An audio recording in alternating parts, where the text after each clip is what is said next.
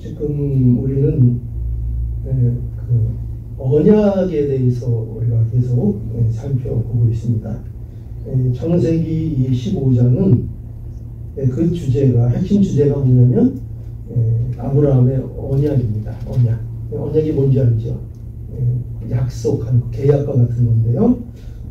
그 주제가 창세기 15장의 전체의 주제가 무엇이냐 이렇게 요약을 하면 언약, 그리고 그 언약은 어떤 언약이냐면은 하나님이 아브라함에게 하신 언약을 핵심 주제로 삼고 있습니다. 그래서 우리가 지난 시간에 함께 살펴본 그 1절에서 6절은 아브라함의 자손을 그 약속하신 그 내용이었습니다. 그렇죠?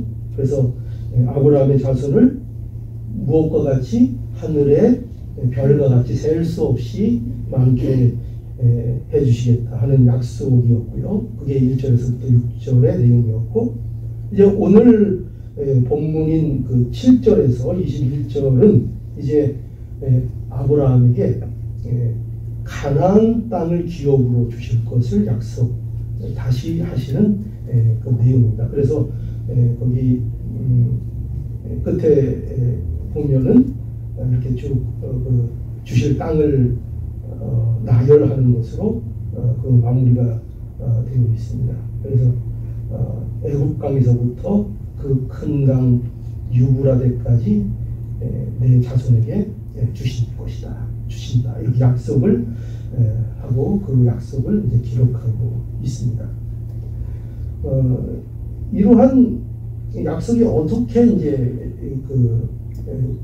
주어지고 있는가 하면, 하나님께서는 아브라함에게 이렇게 이제 시작을 하시죠. 그 약속의 시작을, 나는 여기 보면은 이 땅을 내게 주어 업을 삼게 하려고 너를 갈대아 우르에서 이끌어낸 여호와로라, 이렇게 시작을 하십니다. 그래서 뭘 말씀하시는 거죠? 내가 누구인가? 그렇죠? 하나님께서 먼저 나는 이 땅은 뭐예요? 가나안 땅이죠. 가나안 땅. 약속하신 그 땅을 내게 주어 업을 삼게 하려고 너를 갈대아 우르에서 이끌어낸 여호와라, 이렇게 해가지고 약속을 상기시키고 있죠. 그죠? 내가 너를 이끌어낸 내가 누구인가, 그거를 기억나게 하시고, 그리고 그 약속의 그 내용, 그죠? 그것이 무엇인가를 다시 한번 상기시켜 주십니다. 그리고 아브라함은 이제 이러한 하나님의 말씀에 대하여 이제 아브라함이 뭐라 그러는가 하면, 주 여호와여, 내가 이 땅을 업을 삼을 줄을 무엇으로 알리까? 무엇으로 알리까? 그래서 지금 아브라함은 이제 징표를 구하고 있죠. 무엇으로 그것을 나에게 정말 약속하실 수 있습니까? 그죠? 너무나 어떻게 보면 당연한 반응이죠. 너무나 당연한 반응. 하나님께서는 이렇게 약속의 징표를 요구하시는 아브라함에게 오늘 본문에 보니까 아주 좀 특이한, 어떤 기이한, 어떻게 보면 좀 기이한 그 명령을 하십니다. 이게 뭐냐면 뭐라고 하시죠? 나를 위하여 3년 된 암소와 3년 된 암염소와 3년 된 수양과 산비둘기와 집비둘기 새끼를 취할지니라 라고 명령하십니다. 이 그 내용은 뭐냐면요, 당시 고대 그 사회에서는 국가 간의 동맹이나 조약을 할 때에 행하는 그 의식이 있었습니다. 그러니까 지금 이제 그것을 이제 준비하라고 이제 하나님이 아브라함에게 이제 말씀을 하셨습니다. 근데 이것은 어떤 거냐면은, 이것은 일종의 충성서약과 같은 것입니다. 충성서약. 말하는 뜻이 뭔 줄 알겠죠? 그죠? 충성서약. 그러니까 당시에는 이 국가나 부족 간 사이에서 이런 그 충성서약이 이루어졌는데, 한 왕이, 예를 들어서 한 왕이 한 부족을 정복하게 되면 정복을 당한 자들을 짐승의 쪼개진 사이로 지나가게 함으로 인해서 그들에게 충성을 맹세하도록 했고, 그리고 만약에 그 충성을 어길 경우에는 이 쪼개진 짐승과 같이 우리가 죽는 것이 마땅하다. 이렇게 약속하는 행위였습니다. 그래서 이것을 혹자들은 이렇게 표현합니다. 피의 언약이라 이렇게 말을 하기도 합니다. 그래서 아브라함은 하나님의 말씀하신 대로 이제 제물들을 준비하고 그 중간을 쪼개고 그 쪼갠 것들을 마주 대하여 이제 놓고, 그리고 이제 아브라함은 뭘 기다렸겠습니까? 하나님의 어떤 징표, 그죠? 어떤 징표를 기다렸습니다. 그런데 오늘 이 본문을 보면 하나님의 언약의 징표가 우리같이 이렇게 성격이 급한 사람들은 여러분들도 그렇지만 이제 바로 나오기를 원하잖아요. 그죠? 바로 징표를 보여주십시오. 그러니까 그러면 너 이거 준비해서 다 준비해놔라. 그러면 이제 준비해놓으면 그러면 이제 하나님께서 그거 됐다. 그래서 바로 어떤 징표를 보여주시면 좋을 것 같은데, 그런데 이 본문을 보면 이 하나님의 징표가 17절에야 이제 나타납니다. 그죠? 17절에 어떻게 나타나죠? 해가 져서 어두울 때에 연기나는 풀무가 보이며 타는 횃불이 쪼갠 고기 사이로 지나더라 해서 이게 하나님이 보여주신 징표입니다. 그런데 그것이 이제 17절에야 나타나는 것이죠. 그래서 그러면은 그 사이에 이제 내용이 있죠. 그죠? 준비해놓고 있는 내용이 있는데 그게 뭡니까? 12절에서부터 있는 내용이 거기 들어가 있습니다. 그래서 하나님께서는 17절에 약속의 징표를 보여주시기 전에 먼저 그러니까 아브라함에게 이렇게 말씀을 해주신 거예요. 그렇죠? 징표. 준비된 일에 통하여 하나님께서 징표를 보여주시는데 그 징표를 바로 보여주시지 아니하시고 하나님께서 아브라함에게 어떤 일들을 말해주시고 그리고 나서 이 징표들을 보여주셨다는 것입니다. 그래서 그게 무엇인가? 그게 뭐냐면은 이렇게 나오죠. 너는 정령이 알라. 너는 정령. 그러니까 이 표현은 여러분 쉽게 이 표현이 이해될 수 있겠죠. 어떤 느낌이 듭니까? 너희는 정령이 알라. 그러니까 이 내용은 알아도 되고 몰라도 되고 그런 내용일까요? 아니면은 꼭 알아야 될 내용을 말씀하시는 걸까요? 너희가 정령이 알라. 너희들이 이 내용을 모르면 안 되는 것을 내가 먼저 말해주시겠다.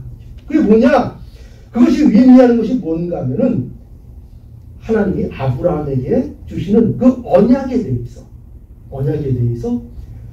꼭 알아야 될 것이 있다. 꼭 알아야 될 것. 그것을 모르면 아브라함은 두려움과 염려에서 나올 수 없다.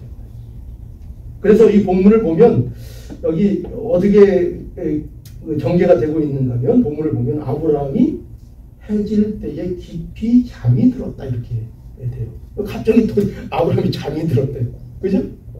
아마 우리가 이렇게 추론은 할 수 있어요. 아브라함이 하나님의 징표를 기다리다가 너무 지루해서 시간이 지체되니까 기다리다 진짜 잠이 들었나 보다. 이렇게도 우리가 추론할 수 있습니다. 그러나 이런 성경의 내용들은 굉장히 우리 상징적인 의미들을 이제 보여주고 있습니다. 그게 뭘까요? 아브라함이 어떤 상태에 있는가. 그죠? 아브라함이 지금 여전히 하나님이 계속되시는 언약의 제 확신을 받고도 또 그가 하나님을 믿는다는 고백을 하고도 그러고도 여전히 그 마음속에 계속 또 뭐가 또 있다는 것입니까? 두려움이 있고 염려가 있다는 거죠. 그래서 여기 아브라함이 해질 때 깊이 잠들었다 이렇게 말씀하시고 기록되어 있고, 그리고 그 중에 보십시오. 그 중에 뭐가 임해요? 캄캄함이 임하고 아브라함이 심히 두려워했다. 이렇게 기록하고 있습니다. 그리고 이때에 하나님께서 아브라함에게 너는 정령이 알라 하시면서 정말 중요한 말씀을 하셨습니다. 자, 그러면 그게 뭘까요? 무엇을 도대체 알려는 걸까요? 뭘 알려고 하는가? 이겁니다. 그것은 13절에 있는 내용들입니다. 정령이 알라 그러면서 무엇을 말씀하시는가? 이거죠. 내 자손이 이방에서 계기되어 그들을 섬기게 했고 그들은 400년 동안 내 자손을 괴롭게 하리니 그 섬기는 나라를 내가 징치할지며 그 후에 내 자손이 큰 재물을 이끌고 나올 것이라는 것입니다. 이걸 말씀하고 있습니다. 이걸 알려는 거예요. 여러분 이런 내용들은 어떻습니까? 아브라함이 듣기에 부담스러운 얘기입니까? 이게 무슨 얘기죠?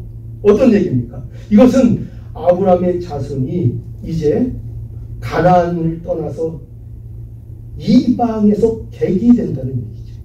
그죠? 그리고 애굽에서 400년 종살이를 하게 될 것과 그 후에 하나님이 애굽을 심판하시고 아브라함의 자손들이 큰 재물을 이끌고 애굽에서 나오게 되는 이게 뭡니까? 이게 지금 뭐에 대해서 지금 말씀하고 있는 거예요? 이스라엘의 역사. 그렇죠?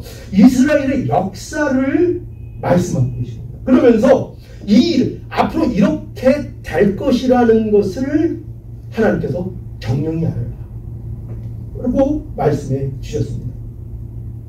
이처럼 하나님은요 아브라함에게 주신 땅의 약속이 이스라엘의 역사 속에서 어떻게 진행되어질 것인가를 말씀해 주신 것입니다. 그걸 정령이 알려는 거예요.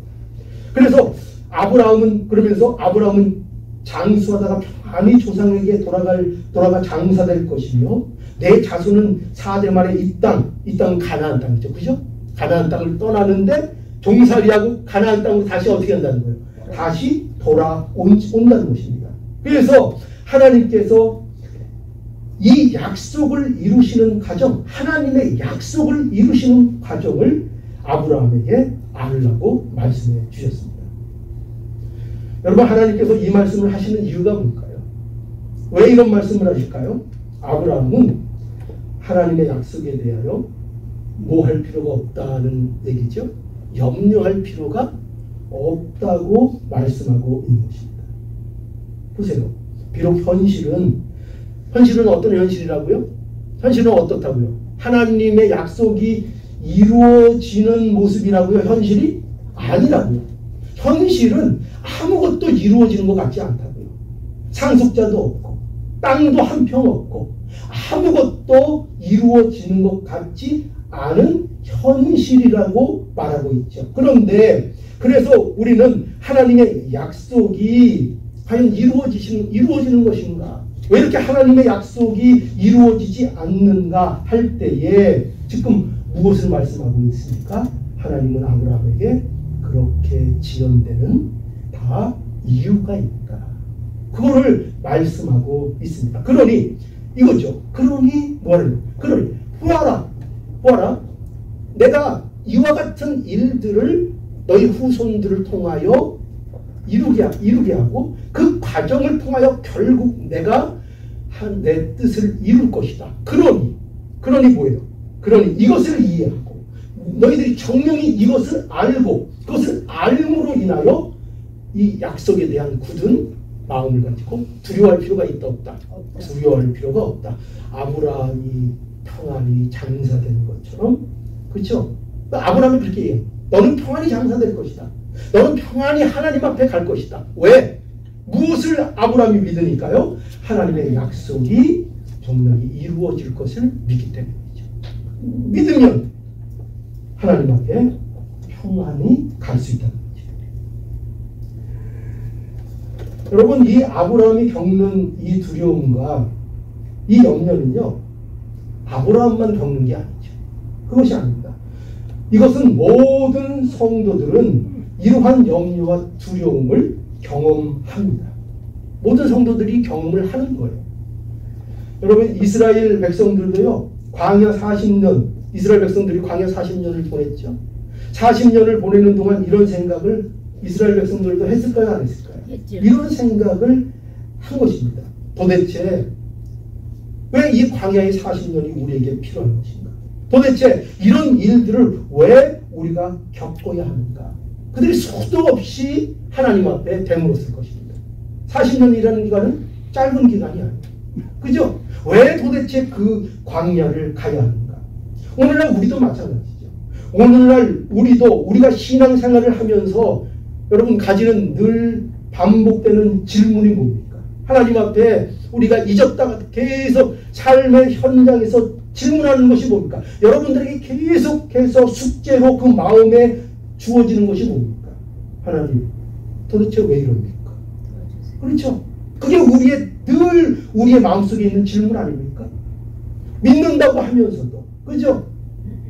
고난이 있을 거라고 다 예상하면서도, 신앙의 길이 순탄치 않은 것을 다 알면서도, 우리는 그 일들이 막상 우리의 일이 되고 우리의 현실이 되면 우리는 늘 공통적인, 늘 반복되는 질문을 가지고 우리는 두려워하고 때로는 염려합니다. 하나님, 왜 그렇습니까? 도대체 하나님, 저에 대한 약속은 이루어지는 것입니까? 우리는 늘 이 질문을 하게 됩니다.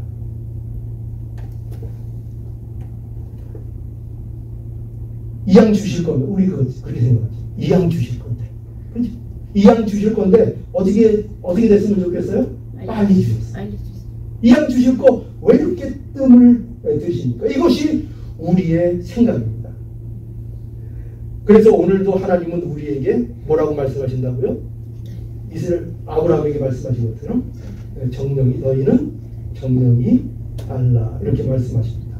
무엇을 알아야 합니까? 아브라함이 알고 아브라함이 인정하고 아브라함이 그의 신앙 가운데서 받아들인 것처럼 우리도 무엇을 알아야 하는가 하면 하나님은 우리에게 과정을 주신다는 것입니다. 우리에게 과정을 주신다. 과정을 주신다는 것은 뭘 얘기할까요? 과정을 주신다는 건 약속. 고난이 있다는 것입니다. 과정을 주신다는 과정은요 고난의 시간들입니다. 과정이라는 것은. 그런데 이 고난의 시간, 이 과정을 하나님은 우리들에게 주십니다. 그것을 우리에게 면하도록 하시지 않습니다. 그 과정을 우리에게 주십니다. 그래서 우리 성도가 겪는 모든 일은 하나님께서 그 자녀들에게 약속을 이루시는 과정이라는 것을 우리는 알아야 합니다. 아브라함의 후손이 이방에서 객이돼서 400년 동안 종살이 한 것과 때가 되어서 그들을 심판하시고 그 자손들을 애굽에서 하나님이 이끌어내신 것과 또 이런 모든 일들이 단지 하나님의 약속이 지연되는 그런 일들이 아니라 무엇인 걸 알아야 돼요? 하나님의 약속이 하나님의 계획대로 이루어져 나가는 과정이라는 것을 알아야 합니다. 그래서 우리가 겪는 모든 현실이 우리가 성도라면 우리는 반드시 이런 생각을 가져야 합니다. 우리가 겪는 모든 가정이 우리에게 주시는 하나님이 약속을 이루어 가시는 과정이라는 것을 분명하게 이해하고 붙들어야 합니다. 이게 우리가 가져야 될 믿음입니다. 그럼 우리는 또 이런 의문을 가질 수 있죠. 뭐냐면 하나님, 그런데 이 과정은 꼭 필요한 것입니까?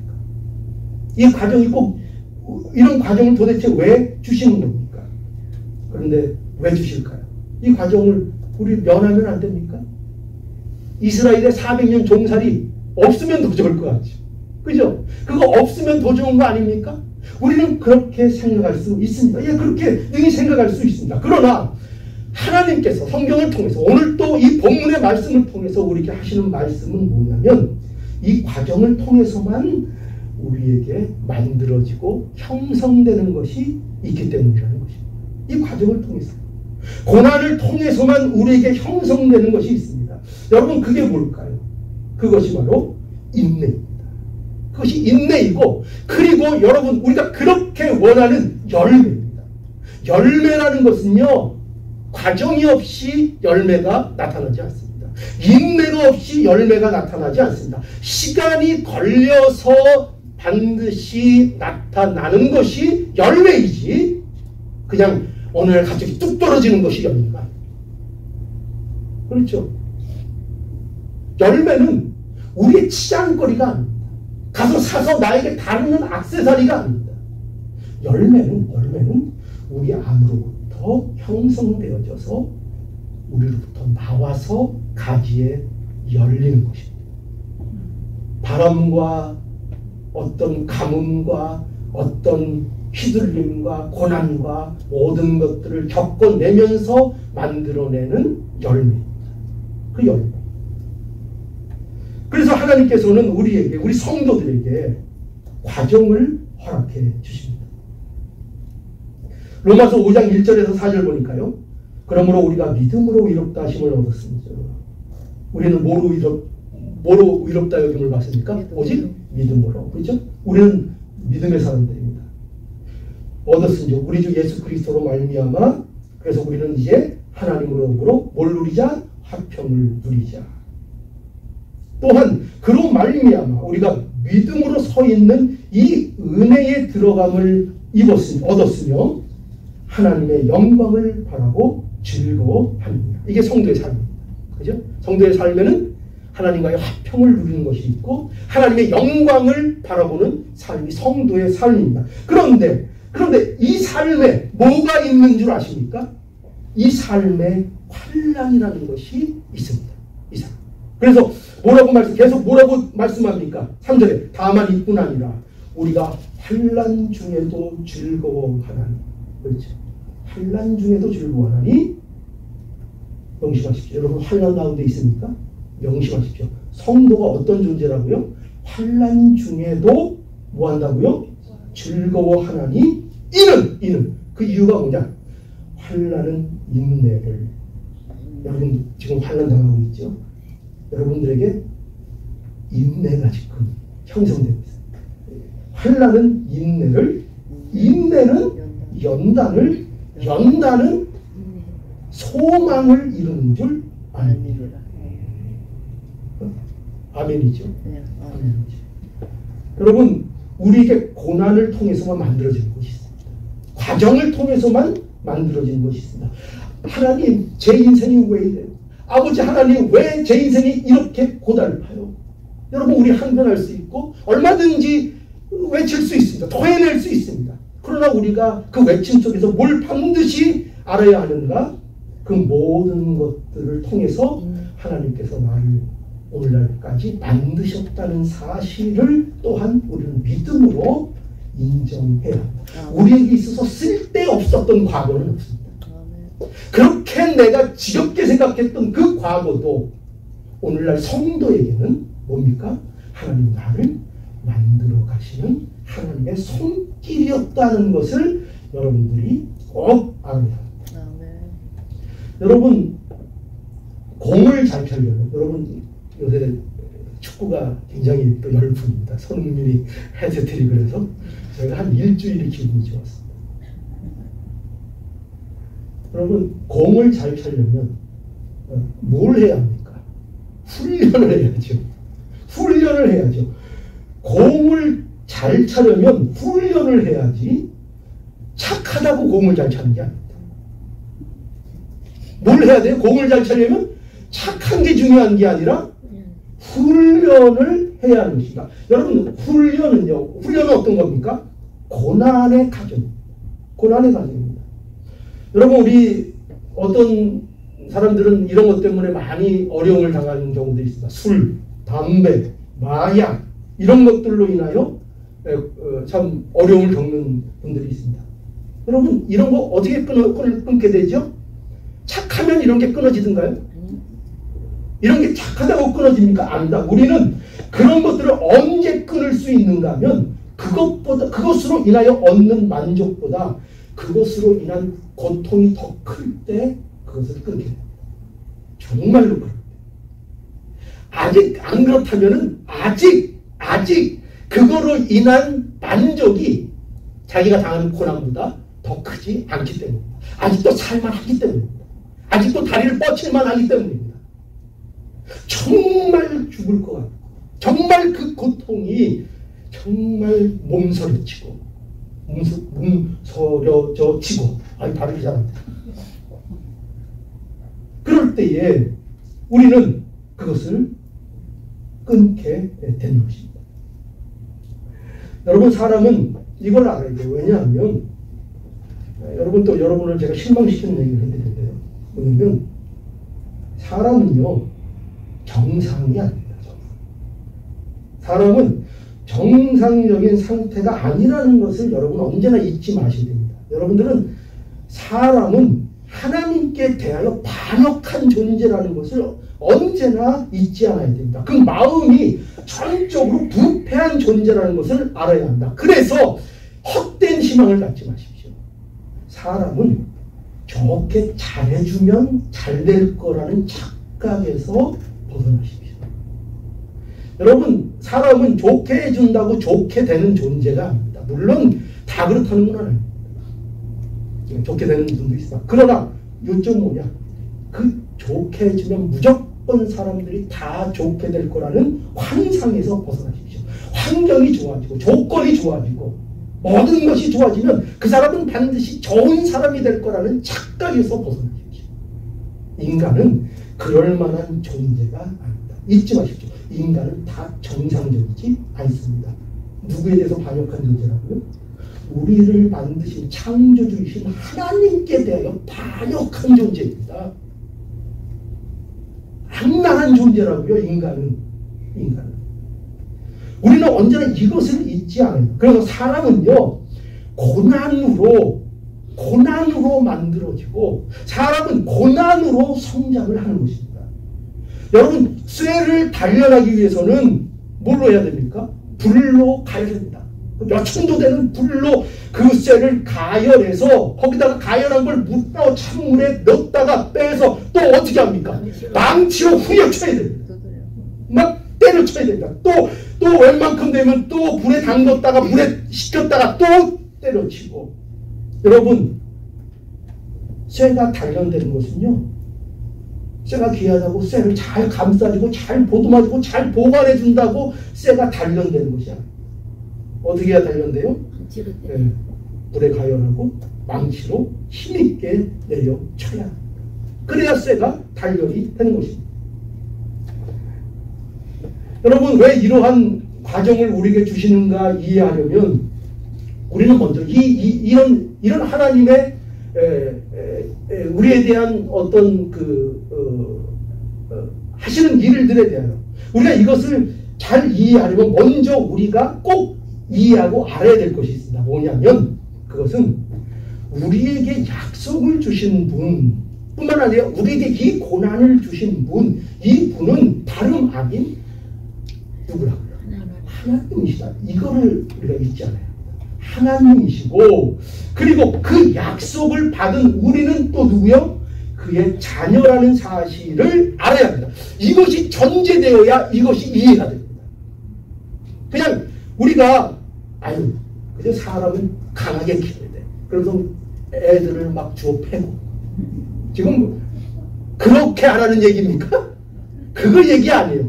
그러면 그렇게 하는 당신은 하나님 같은 사람입니까? 그렇지 않죠? 인간은 자기의 허점이 얼마나 많은지 모릅니다.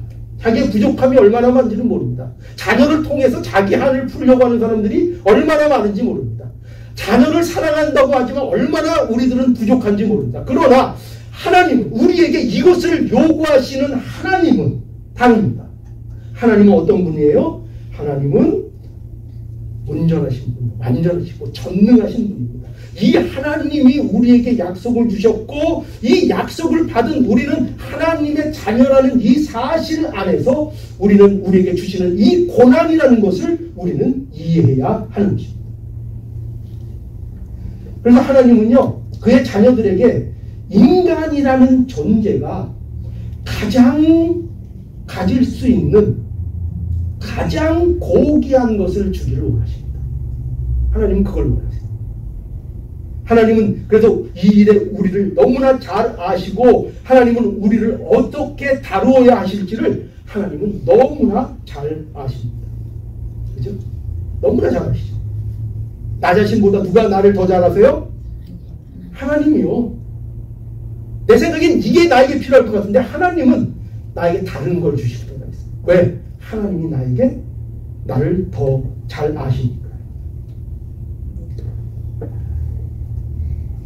그래서 하나님은 우리가 인간으로서, 그러니까 이걸 명심, 우리가 신이 아닙니다. 우리는 인간입니다. 우리는 인간으로서 하나님께서 이 세상에 살 때 인간으로서 하나님의 지으심을 받은 인간으로서 인간이 가장 고귀할 수 있는 길, 그렇죠? 인간에게 가장 유익하고 인간이 가장 존귀케 되는 그 길을 하나님께서는 우리에게 이루어 주시려고 하는 것입니다. 그 의미에서 하나님은 우리에게 고난을 주시는 겁니다. 그래서 하나님은 그 자녀들에게 뭘 주신다고 했어요? 징계하신다 했어요. 그 자녀들을 징계하신다. 히브리서 12장 5절에 6절을 보니까 내 아들아, 벌써 내 아들아, 내 아들아, 주의 징계하심을 경히 여기지 말며 그에게 꾸지람을 받을 때에 또 낙심하지 말라.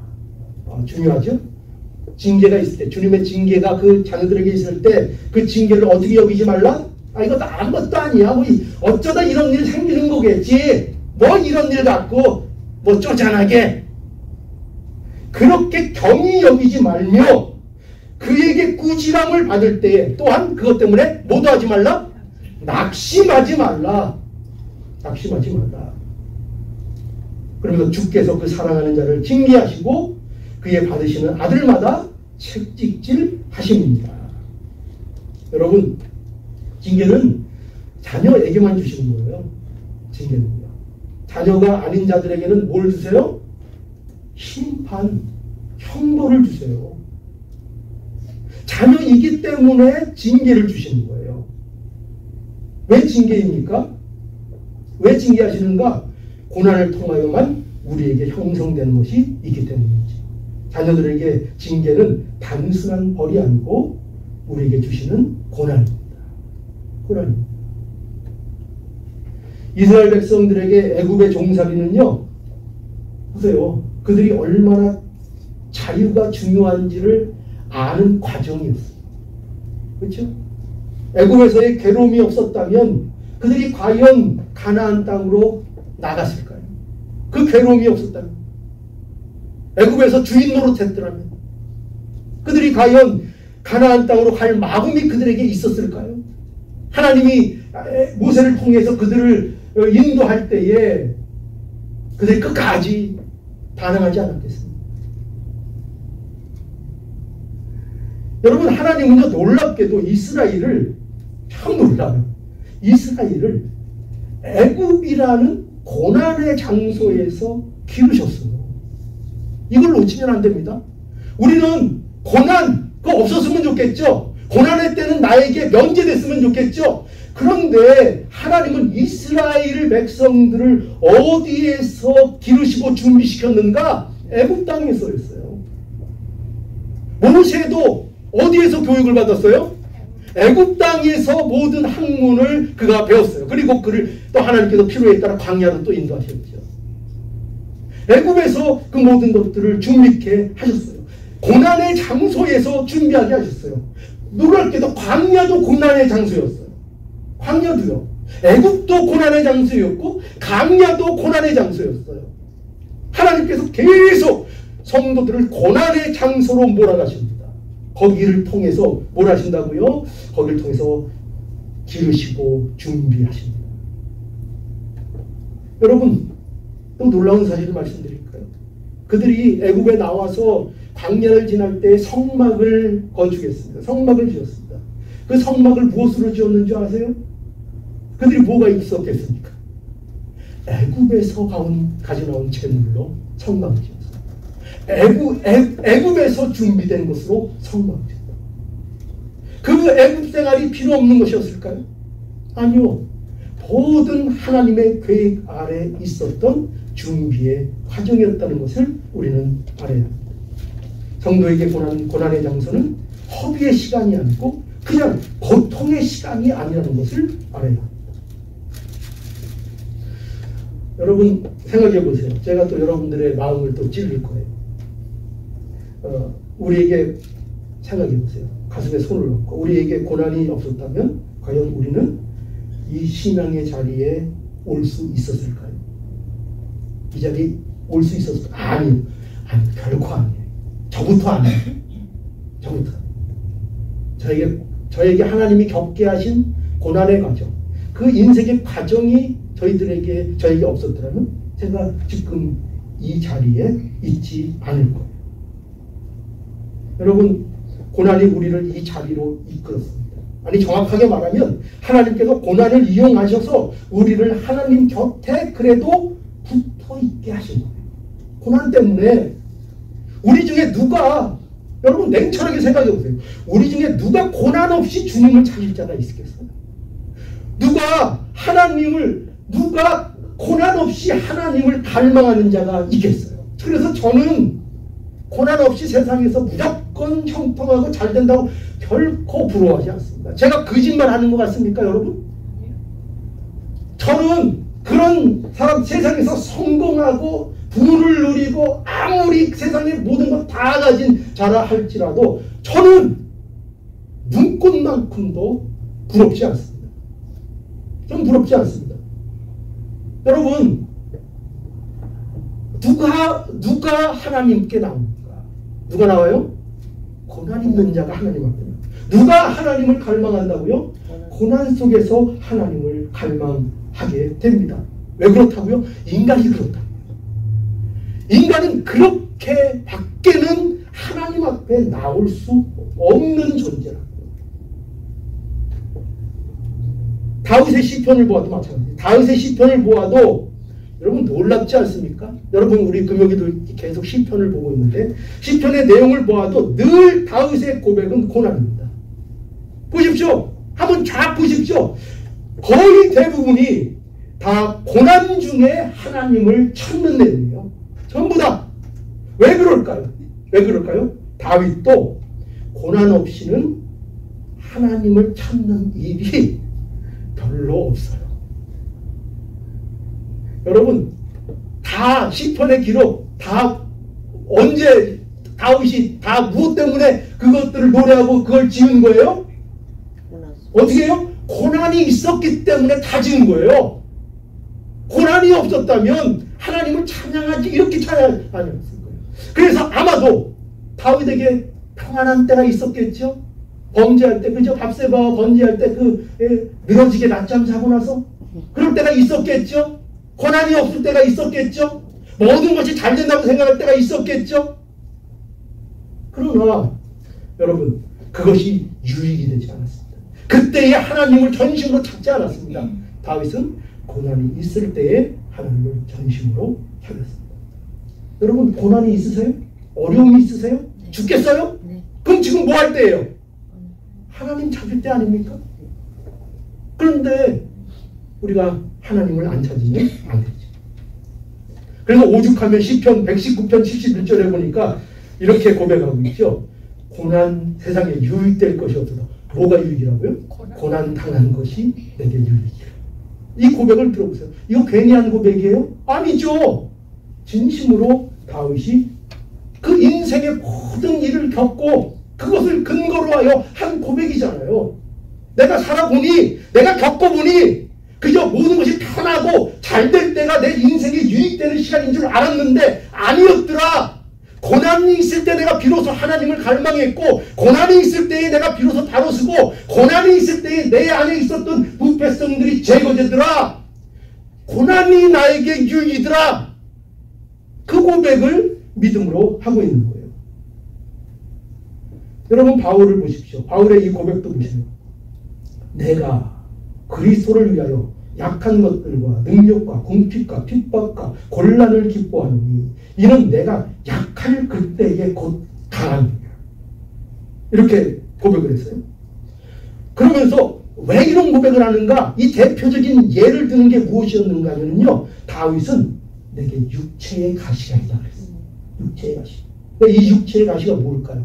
이것은 아마도 학자들이 추정하기는 아마 바울이 간질병을 앓지 않았나 이렇게 우리가 추정을 합니다. 간질병. 그리고 어떤 분들은 또 이건 심한 눈병 때문에 고생했다.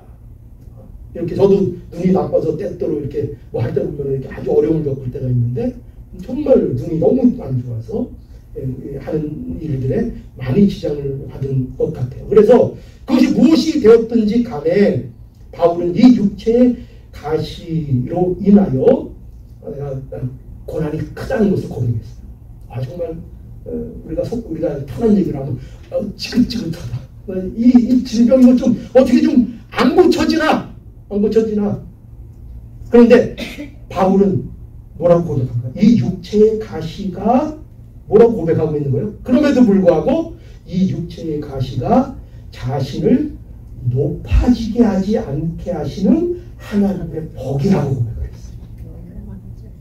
하나님의 복이라고. 여러분, 우리는 이 고백을 우리는 봐야 합니다.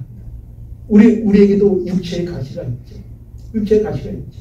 정말 지긋지긋한 하나님, 제가 이걸 갖고 이렇게 수도 없이 기도했는데 하나님 왜 이것을 저에게 해결해 주시지 않으십니까? 도대체 하나님은 나의 하나님이 맞습니까? 그렇게 외칠 때에 하나님께서 그 기도하실 때 우리가 기도할 때 하나님이 여러분들에게 이 깨달음, 이 말씀을 여러분들의 심령 가운데 주시기를 원해요. 뭐죠? 그것이 너에게 복이다. 그것이 너에게 복이다. 왜요? 아는 거예요. 바울은 아는 거예요. 바울은 자신이 이런 일이 없으면 얼마나 자신이 교만해질지를 아는 거예요. 얼마나 솔직해요, 바울이. 그래서 바울이 좋아요. 베드로도 좋지만 솔직해요. 자기 자신들을 포장하지 않아요. 자신들을 포장하지 않아요. 그대로 자신의 부패성, 자신의 연약함을 내어놓습니다.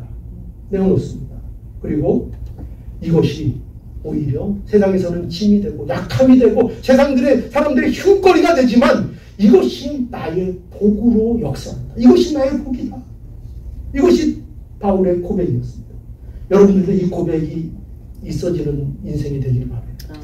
이 고백이 있길 바랍니다. 자, 그래서 이제 보면은요, 이렇게 말씀을 해주시고 이제 하나님께서 아브라함에게 하나님의 약속이 어떻게 이루어질지를 지금 이제 말씀해 주시고 나서 이제 하나님의 징표를 이제 보여주십니다. 자, 그게 17절이죠. 한번 우리 17절 다음 편 읽어봅시다. 17절. 시작. 해가 져서 어두울 때 영변하는 풀무가 보이며 타는 횃불이 쪼갠 고기 사이로 지나더라. 예, 여기 보니까요. 보세요. 하나님이 지금 하나님의 임재를 얘기하는데 하나님이 쪼갠 고기 사이를 하나님이 홀로 지나가셨습니다. 여러분, 하나님은요 우리에게 놀라운 징표를 그러니까 보여주신 거예요. 하나님이 쪼갠 고기 사이를 지나가신 거예요. 여러분 생각해보세요. 이 의식에서 누가 쪼갠 고기 사이를 원래는 지나가야 합니까? 누가 지나가게 되어 있는 거죠? 충성을 맹세하는 자들이 지나가야 하는 것입니다. 그런데 보세요. 우리의 천지만물의 왕이신 여호와 하나님이 그 사이를 지나가십니다. 우리의 대주제이신 하나님께서 아브라함에게 이 약속을 지키지 못하면 이렇게 말씀하시는 거예요. 내가 이 짐승과 같이 찢어지겠다는 것입니다. 놀랍죠? 아니 하나님께서 이 약속을 내가 이루지 못하면 내가 이 짐승과 같이 죽는 것이 마땅하다는 이런 언약의 행위를 하나님께서 인간에게 하신 것입니다. 아브라함에게 이것을 하신 것입니다. 여러분, 이것이 하나님의 언약의 가장 신비로운 점인 것입니다.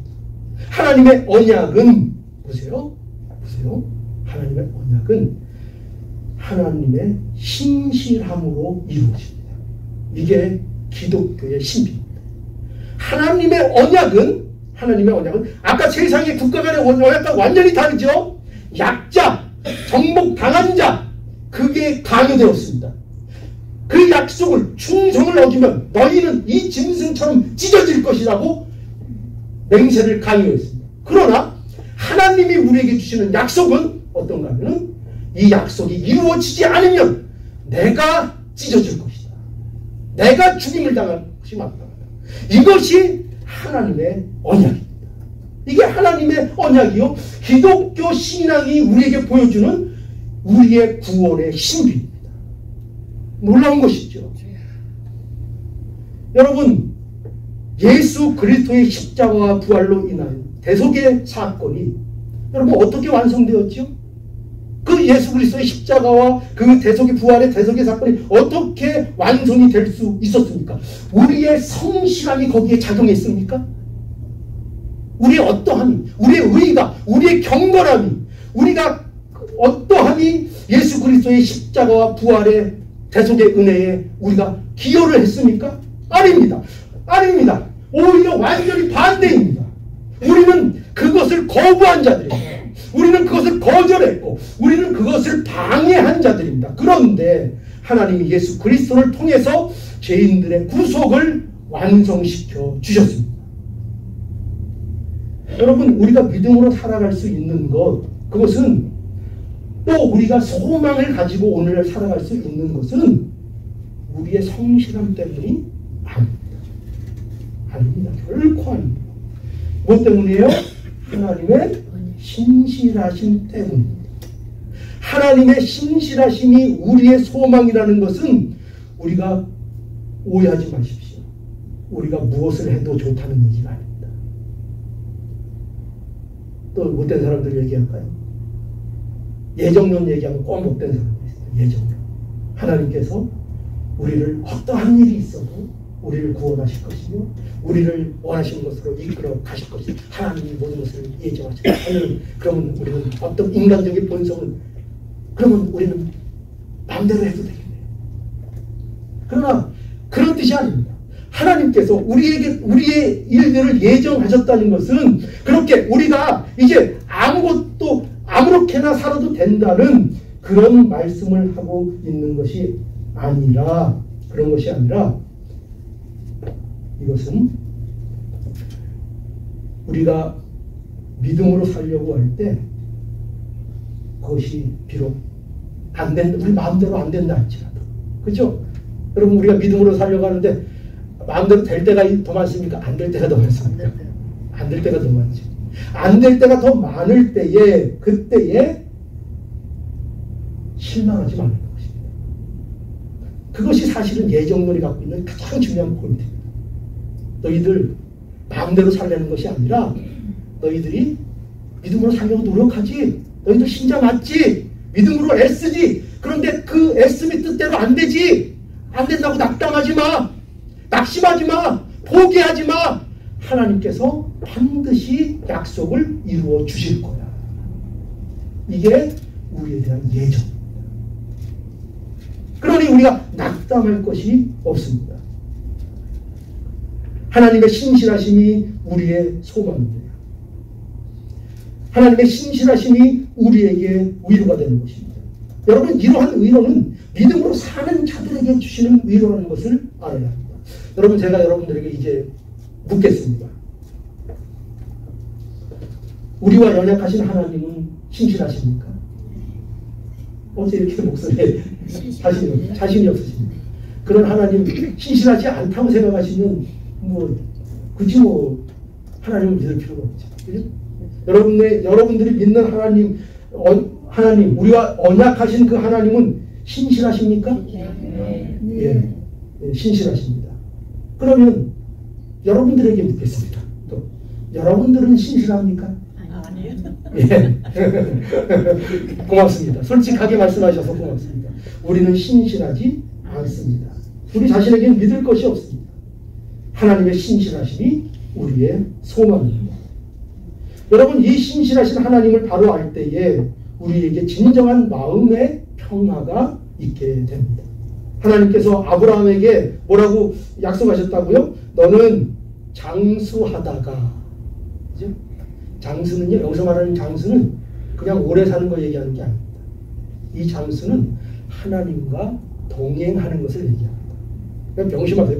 장수는, 우리 성도들에게 주시는 장수는 그 살아가는 날이 어느 기간이 됐든 간에 하나님과 그 인생을 함께 동행하는 것, 그게 장수입니다. 그게 장수. 여러분, 길게 오래? 그냥 죄인으로 길게 사는 게 장수예요? 못된 짓 살고 길게, 실탄애처럼 길게 그냥 오래 사는 게 장수예요? 성경엔 그걸 장수라고 하느냐? 성경에서 장수는 하나님과 함께 하는 건 장수입니다. 그래서 보십시오. 아브라함이 약속하시는 거 보십시오. 너는 장수하다가 평안히 조상에게로 돌아가 장사될 것이요. 약속하셨습니다. 이것은 아브라함이 자신이 아닌 하나님의 신실함으로 그 약속을 이루는 삶을 살아간다는 것입니다.